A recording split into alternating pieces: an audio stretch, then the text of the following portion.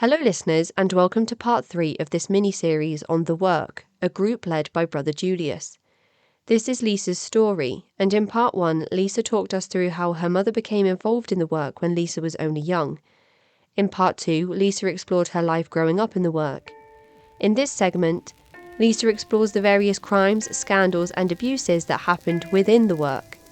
For full-length, ad-free and early access to these interviews each week for only £1 or $1.50 a month, you can sign up and support the show at patreon.com/The Cult Vault.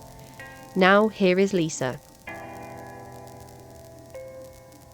So you mentioned that the situation with you and your then husband was that he had experience with sex, but when it came to you two being together, even though you had no knowledge on the subject, he wasn't rough or forceful with you.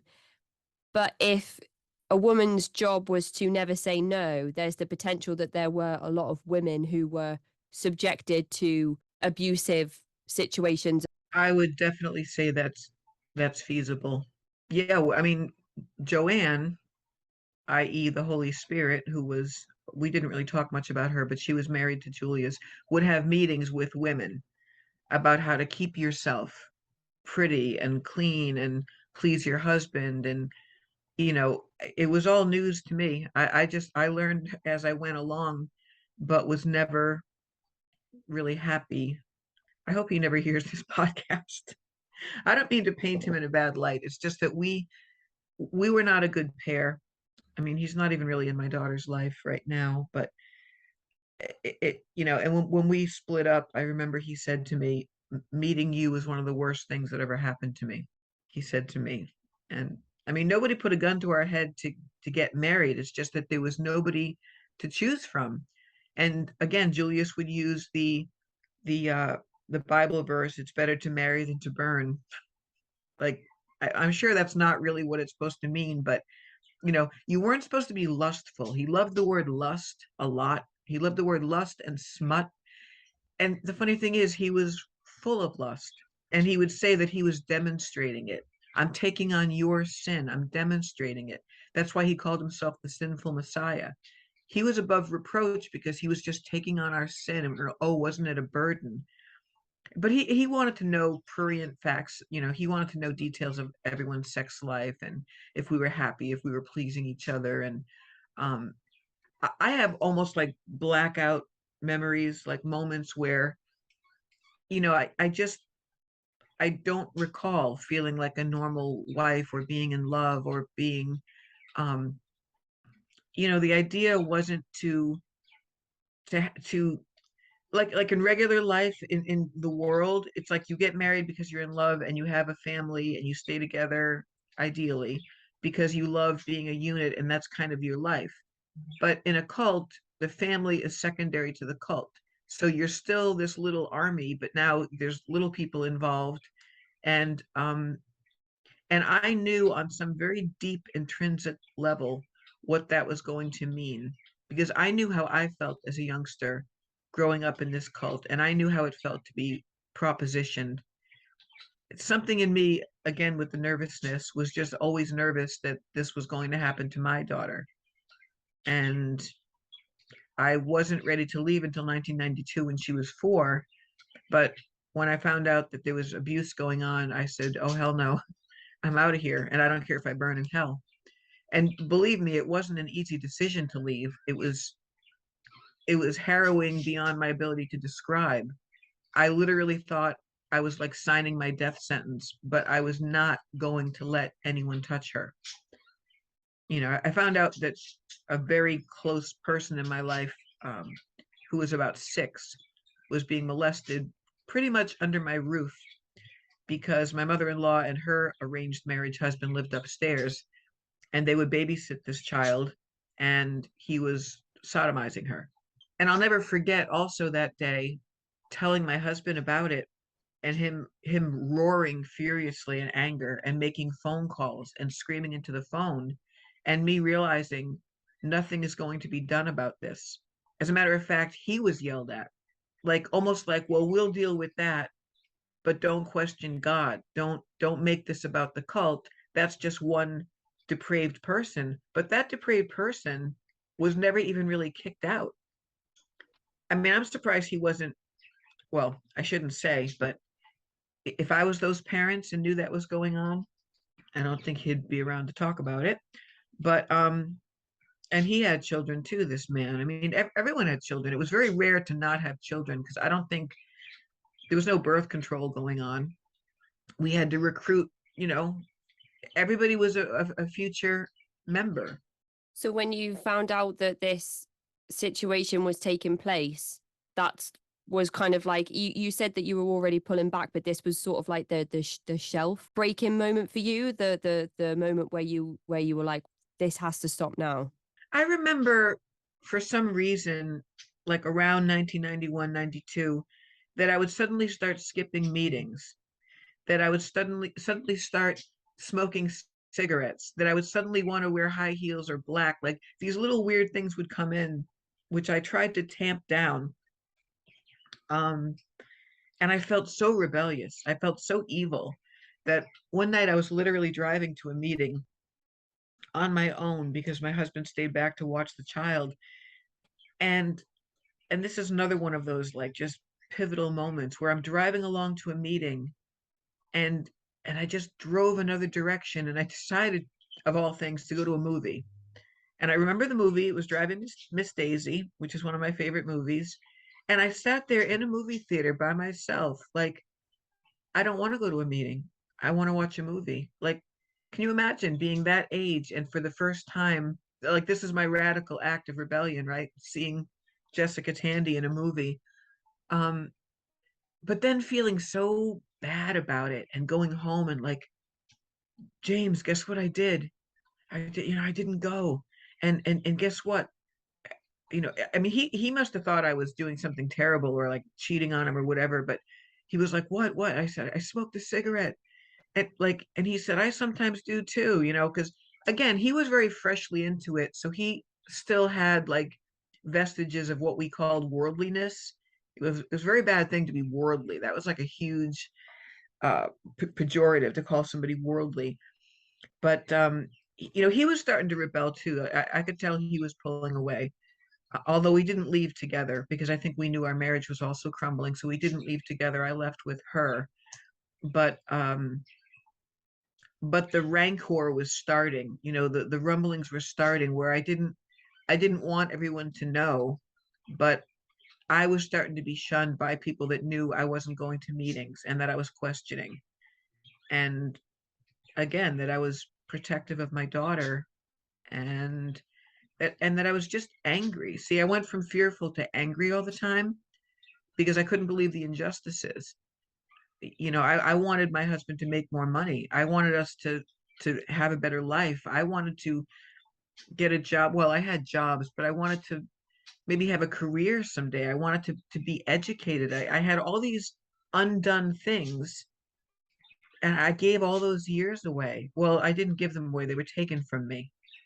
But it is funny to think about whatever it was that happened in me that didn't happen in other people, except maybe it was just a different level of fear or they didn't know that children were being abused or they swept it under the rug. See, that's the really chilling part is when you actually can allow that to go on. And when I realized it was being allowed and that Julius was actually putting little kids together as arranged marriages. He'd have them like hold hands on a stage, like, this is going to be your future wife, this is going to be your future husband.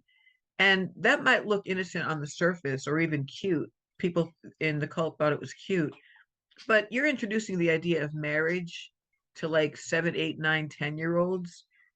Well, what else are you going to tell them about marriage? You know what I mean? They should be out playing with a ball and a stick. Everybody should be a child. I mean, in conventional religion or whatever, fine, like pass that on to your children or raise them in it, but not as the only thing in life. I mean, I can't speak on that because I don't even know what regular theology looks like. I mean, I was I was baptized as a Catholic, but because my mother joined the cult, I never, was confirmed or anything like that. So I was never a Catholic.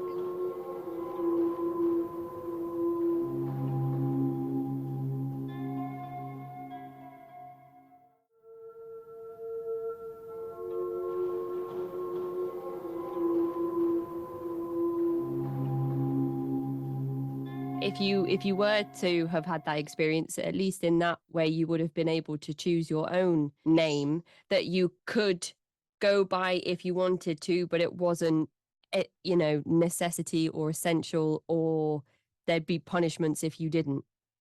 In regular religions, you put on a dress and you use your regular name, and then you go to lunch after, and it's you believe in God. See, that's another thing. When I left, I went from everything being God, God, God, God, God 24/7 to nothing, and suddenly I'm an agnostic bordering on atheist because it was all or nothing. It was black or white. It was that, I didn't know Jesus as a Jesus of the Bible, as a benevolent teacher, or you know um everything that even that had to do with the word God brought Julius into my mind.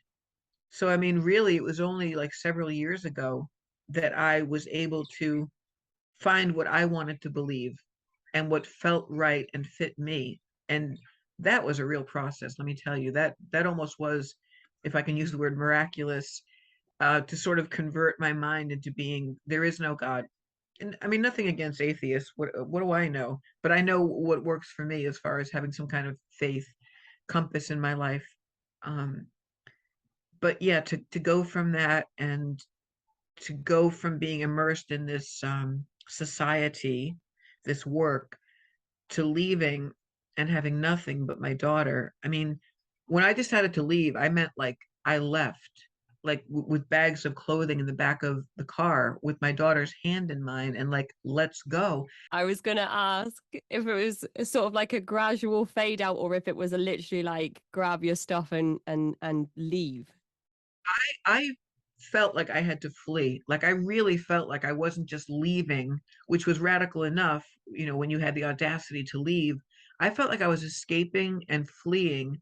And the more I let myself think about it, the more my mind like started getting almost hyperactive in this sense of, oh, I'm going to go into a normal life. Oh my God, I'm going to venture out into the world. What does that even look like? Uh, and it was just me and my daughter in this grimy apartment that was just awful because it was very, very cheap. And the landlady took pity on me. I remember actually stopping at this house because I saw this red for rent sign outside of it, and it looked like a haunted. It was terrible. There was bats in the attic. The shag rug was so bad that I tried to get it shampooed, and like it all dissolved and it fell apart.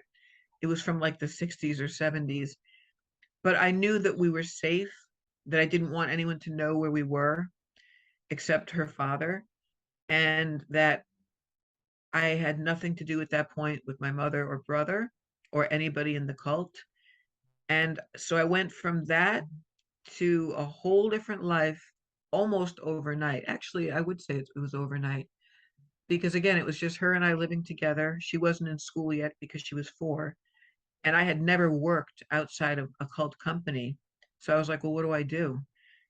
And I wound up taking care of elderly people in their homes, which I actually still do today after, well, probably about 80 different jobs. But I just remember protecting her, and we had to move around a few times too. And then she went into school, and I was working more. And then something traumatic happened at that apartment. There was a psychotic kid that lived there. Probably not his fault. I think he was being really badly abused, and he killed our kitten one day. He smashed this kitten on the ground, and that traumatized my daughter so bad that, again, I kind of grabbed her and left. I found another apartment, thank God. And then life pretty much eased into something a little bit normal because it was her and me living there. I met my second husband, and we dated for a while, and we got married, had a child, and the rest is not really history, it's future. But honestly, my life from then till now has just been processing, integrating, deciding what I want to forgive, which is very little, deciding what I'll never forgive, and never minimizing what I went through. because nothing irks me more than people who act like that was some kind of just blip in my life. Like, whoa, that sounds kooky and crazy. And aren't you glad you're free of it and you've got a normal life now and you should get over it and get on with it and stop dwelling on it. And, And look how well you turned out. well, you can either get better or bitter in life. And I could have turned into a real cynical sociopath, but I decided I'm not going to give my power away anymore. I get to choose what kind of person I want to be, and I want it to be a good person. And the more I learned about the world and the more I started integrating into a normal life, which still doesn't always feel normal because I know I wasn't like properly socialized as a kid. There's still a lot of fear in me, and there's a lot of guilt, and there's a lot of sadness because of not really having a family. I don't really have a family of origin. I have a handful of relatives that I stay in contact with who completely understand what I went through. My aunt on my father's side, for one, actually, not a lot of others. I do have a handful of cousins who are very nice to me, but my world right now, my idea of family is me and my kids and my grandchildren, because my daughter has gone on to become educated. She's an RN, like a specialist RN, and she's got two beautiful children who I love. So that's my life now, is working and being a mother and a grandmother and writing and being a poet. And that's my joy and passion in life, is to write, which I always said I wanted to. I mean, I've been writing since I was 9. I would just read and write and read and write and escape. I don't even know what to say. Are you emotional right now? I feel like that's a huge thing to talk through. I appreciate you telling us all of those things, but the strength that it must have taken to take your things in the middle of the night and your child with no money and nowhere to go and no family and no support and just leave, and to talk about now how wholesome your life is with how much love you have with your children and your grandchildren around you. Before we hit the record button, you said you really wanted people to know that anybody can do this with the right amount of strength. You're not a superhuman. You don't have superpowers. You're an average person who made the decision to protect their child, and I feel like it's just incredible that you were able to go from having nowhere to go to just having a I don't know. It's just, yeah, isn't it incredible? It is incredible. I consider my life a miracle, really, that everything kind of turned out and that I let life educate me.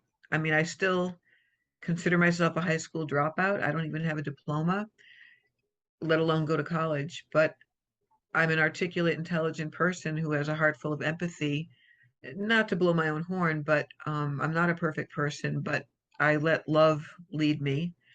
And my daughter is everything to me, and my son is, and the children. And it sounds so corny just to say, like, my goal in life is to be a good person, but um, that's all that matters because we have a short time on this earth. My father had 38 years, and to give those years away to this madman with this vision because he was probably schizophrenic or just, I don't know if you were to actually dissect the brain of one of these cult leaders, what you'd even find. Because can you imagine the audacity to call yourself God? I mean, very few. I've researched cults extensively because I'm fascinated with this. A lot of people that leave cults just really do want to leave it behind and never don't ever talk to me about it again. I know people right now, many people that have left the group I was in who don't talk about it, let alone go on podcasts or documentaries or write a book. And they're very, very, very, very quiet about it. And I don't know if it's from fear or shame or embarrassment or just it was so unpleasant, let's get on with it. But I don't mean to ever obsess about it, but I feel like if I can use my early life experiences to help other people who want to know about cults, who have lost family members to cults, who are perhaps trapped in one that don't see a way out, if I can get out, and it doesn't take just saving a child. If you want to save yourself and learn to listen to your own voice, not somebody else's, that's part of the message of my memoir, is learn to believe in yourself, not someone else. The name of the book is going to be The Work, the World, and Me in Between, because it's the work, the world, and the business of my leaving, learning to be part of this world, and then I am part of this world, which is not always a great world, but I'm actually in life. I'm integrated with actual humans that don't fear going to hell every day. And I don't know if there's a heaven or hell. I don't know anything, but I know that, you can be an atheist and still be a good person. Eh, My son doesn't know what he believes, probably nothing, but he's one of the best human beings. And I'm not just saying that. And my daughter, I don't know what she believes or not. We don't really talk much about it. We don't even discuss the cult very much, although she knows I do these things. To this day, I don't know if she watched the documentary that I was in, because it's very upsetting. Um, but when I was approached to do that project, there was no way I was saying no. I mean, I was scared. I can't even tell you how scared I was. I'm going to be on television that's internationally distributed, and I'm going to talk about this stuff that we were not supposed to ever talk about. And I realized the sky was not going to fall down on me, and that I had a responsibility. Nobody else was doing it. There was like me and two other people in this documentary. But for as dramatic as that just got, with my talking about my daughter being a catalyst, I mean, we're very, very, very close. But because of my not really knowing how to parent, because I didn't really have a template of that because of my mom, I just had an innate love. We and those years of just raising her on my own were pretty crazy. Like, it was pretty. I mean, she was fed and clothed and everything, but I went from job to job to job, low paying, barely keeping the lights on. And one of the best things, well, one of two things she said to me, which blew my mind, was she was, "Mommy, I never knew we were poor." And then another time, now that we're both adult women, we have a wonderful relationship. She's almost 34, and we were driving along one day. We used to argue all the time, and we hit a crossroads of communication where we just blew everything open with communication about everything. All the talks that I wish my mother had with me. Everything my mother did not give me, I try to give her. I try to literally be the opposite of the way I was raised. So we were driving along one day, and she said, "You know what? I don't really consider you my mom." And I was ready to burst into tears, like I knew I failed. you know. I, she says, "You're my oldest friend." And that's how I think of her. And, you know, I've battled addiction since all of this has happened. I'm a recovering alcoholic, and they saw me at my worst, and especially my son, because there's 9 years between them. So I was raising him um, after she went to school and everything, and he saw me at my worst. And they're so forgiving, and they're so lovely, and they're so. My son was just here this morning. He makes time for me. He comes over. We eat together. You know, I didn't have a vision for my life, none whatsoever. I certainly could not have seen where I'm at now, where I'm making my dreams come true. I'm publishing my first poetry book. I'm working on the memoir. I'm working. I'm contributing. I'm happy. I'm in recovery. I've forgiven myself for all the ways in which I had to cope with this trauma, because people do things to escape pain. I will never, ever, ever look down on someone struggling with addiction, ever, because to overcome that is one of the bravest things you can do. Leaving a cult was brave for me. Getting sober was brave for me. Doing this is brave for me. And letting go of all the things I can't change, including other people, giving up the idea I will ever have a normal mother or a normal brother. Um, and just not comparing myself to other people who might look on the surface like that's what they have. I'm happy with what I have right now, which is a handful of very dear friends, very supportive people, and um, and a faith that I rediscovered a few years ago. that doesn't really have a name. I wouldn't necessarily say Christian. I suppose it falls under that umbrella. But I have a relationship with nature and with a vast benevolence in the universe, which I think helped lead me out of that cult and become a good person. That is the end of part 3 of this mini-series. For full-length interviews, ad-free, with early access, you can support the show at patreon.com/thecultvault. If you'd like to get in touch, you can find me at cultvaultpodcast@gmail.com or follow me on Twitter and Instagram at cultvaultpod. I'm your speaker Casey, host of the Cult Vault podcast.